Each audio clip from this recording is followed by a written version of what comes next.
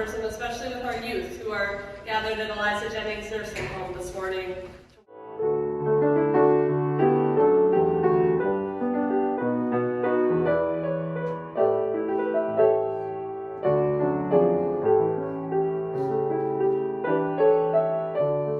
You'll hear me say that God needs us as helpers to be God's hands and feet in this world.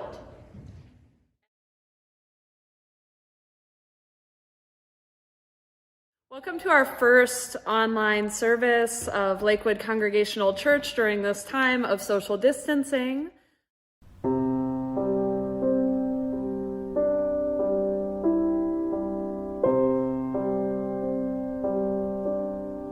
Between March 8th and March 15th, we put together a service.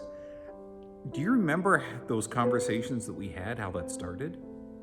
I'm trying to think. I remember thinking, because leading up to that, you had been doing the mini videos to go on Facebook to kind of let people know a little bit about what was going on in church, but they were short, and you thought, you know, I could probably do that for the whole service, and we could just do it that way. I remember kind of starting out the conversation that way, and feeling definitely relieved that I had somebody who was able to do it. I was nervous going into it because, we put those little things here, but we hadn't done a full service, and we had to add music and everything into it. So I think I was maybe anxious, like wishing it was over with, but not necessarily any more nervous than I am on a regular Sunday morning. It is funny looking back at how long it took us, those early ones, all the mistakes we made. Yeah.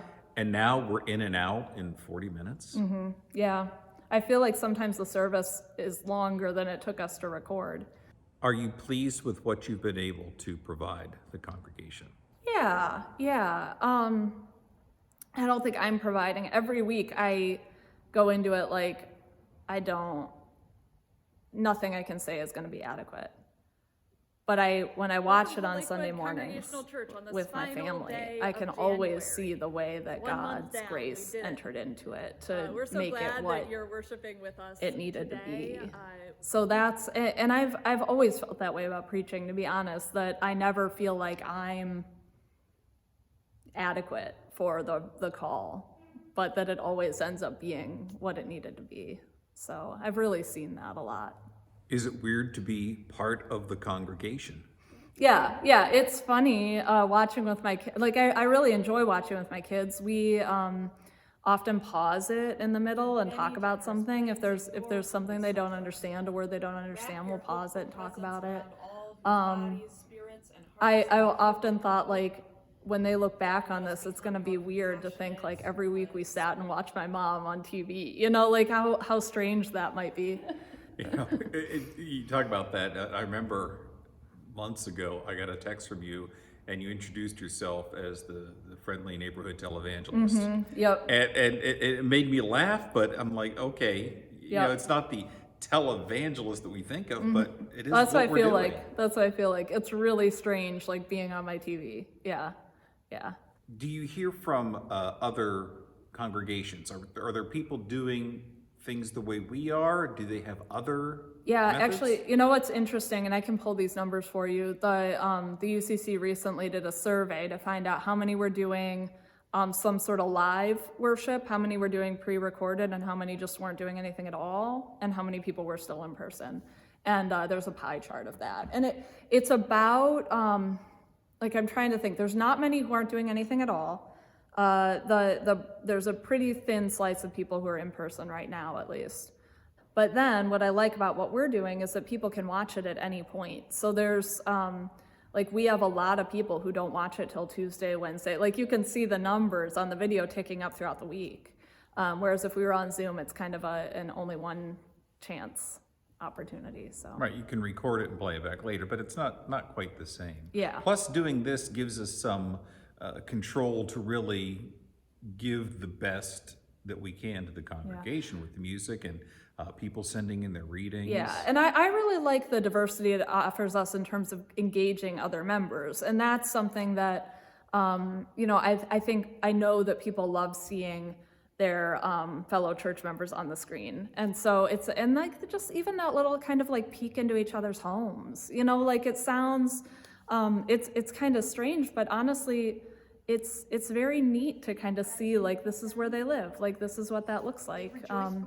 I think it's really kind of a sacred thing, in a way that I didn't expect. At Christmas, I really felt that, seeing everybody's trees, or fireplaces or whatever behind them, and you just felt like that's, like you were welcomed in. So that was neat. Yeah. How did you feel the call to step up to this role? It's a really big role. In my previous career, I did television news. And one of the things I really loved was putting together a story and doing it visually. That was a great challenge. And when it came out well, I was really excited. And then I spent 25 years in radio and didn't get to use those skills. I started doing the little mini services. I do remember thinking, I wish people could see what goes on here. I wish people could hear the message and understand why this congregation keeps growing. I thought, maybe if they see it, we'll add some people. And so you started putting these little 3-minute things together, and then it started becoming not so much something fun, but kind of a thing. And so when this happened, it was just extending that beyond the little 3-minute pieces. Obviously, we didn't realize how complicated it was going to get. For those who don't know, we do shoot this on iPhones. We shoot this with 2 iPhones. And when it comes to the sermons and you see the different angles, we use the audio from the camera that's right in front of you. And the other shots are just me moving the tripod every 30 seconds or so to get a different shot. And I didn't want it to be static. I wanted it, I didn't want to take away from the sermon or anything, but I didn't want you just staring at one thing the entire time. I'm always surprised at how fast you can do it. It wasn't that way at the beginning. I probably have the amount of time. So funny. What I do kind of miss is early on when we would do the blooper reels. Yeah. Because, we were goofy and we were learning it and it was funny. Check 1, 2. Checking my sound. What do you think about this sound? And now we see what the sinners have brought upon us, a plague. Blobbity blobbity blah. Boop boop boop boop. Deep deep boop. Beep boop boop boop beep boop. We invite you to just participate with us in nope. You're gonna have lots of outtakes this week. Okay, this is gonna take a while.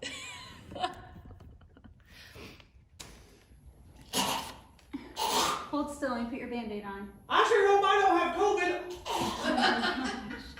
To connect with us, our information is, I've said too many times. Can I start over? Okay. Sorry. Oh, thanks. 5 more oh, shoot. Theologically sound.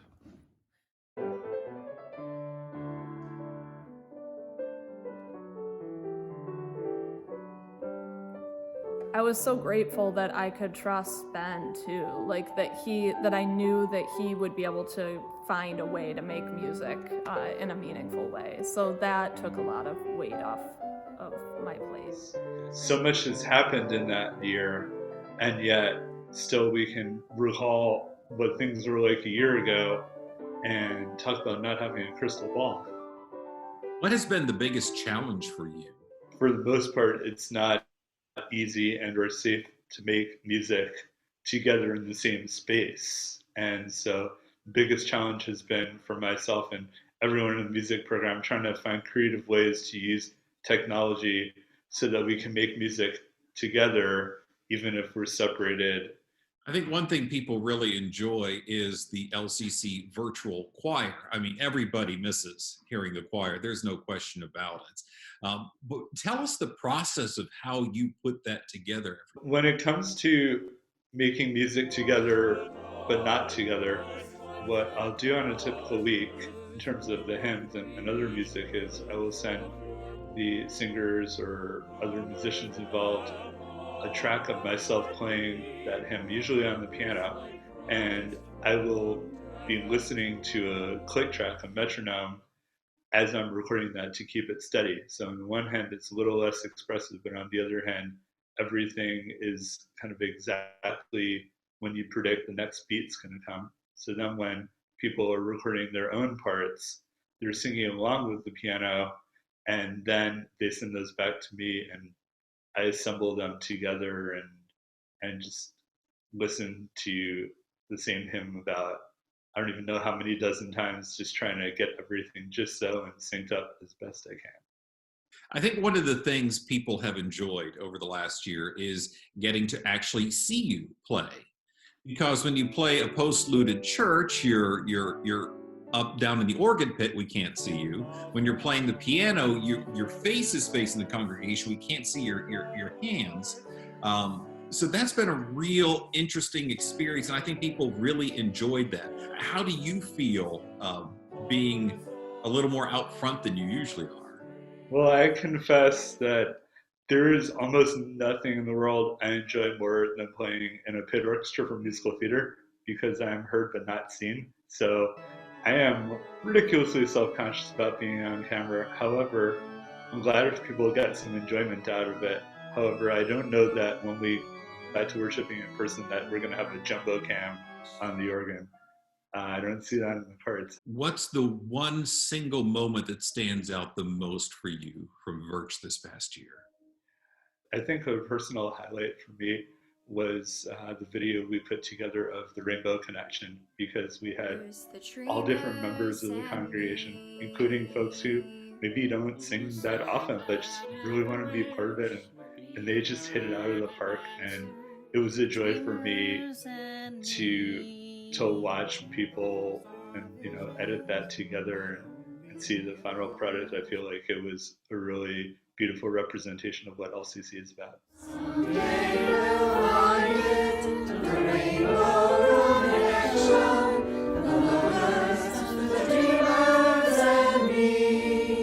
How about the contributions of various people in the congregation and the music they provided?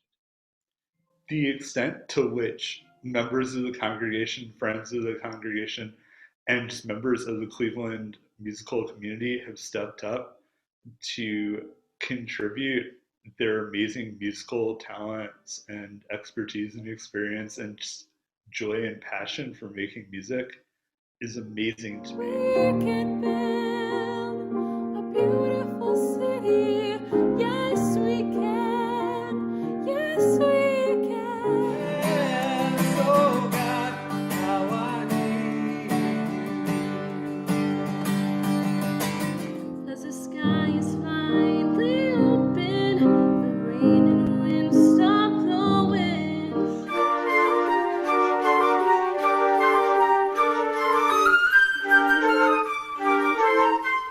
Let's go. Jesus sitting on the water side, heaven's river running, I know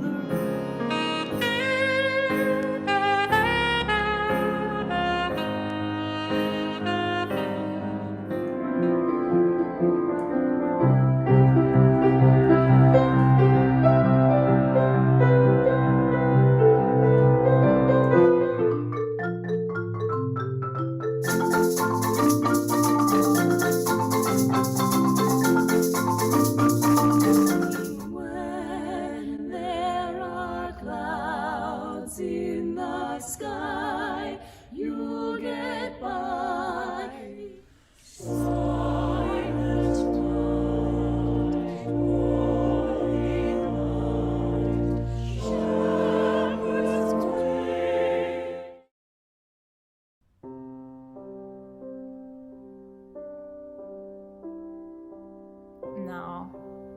No, I never would have imagined that it would be a year. Yeah.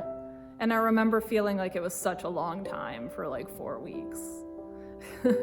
We had those, we found in the archives those bulletins from 1918, 1919. And we were like, oh, look, there was one other time in history that the church was closed because of a virus, and it was during this Spanish flu. But it was 2 weeks. They had 2 weeks of bulletins. Anything else that you would like to add? I guess like 2 things. One is that I cannot wait until I don't have to do this anymore. Like, it's fine, but I can't wait to not have to do it anymore. But on that same line of thinking, I also know that we're never going to be able to stop doing some sort of online service. Because what we've learned in this is that we have a large community of extended family who are either people who grew up in the church and moved away, or your mom, you know, family members of church members who have come to find themselves at home in our congregation in a way that I just never thought would happen. And I don't know what that's gonna look like in a year, you know, whether it's that we get some streaming equipment so that we can be streaming during our regular services, or, you know, what, I don't know what it is, but I do know that we can't just stop. So I don't know what that means for you if you got yourself stuck in a lifelong career here, but I don't know. I just know that something's gonna change.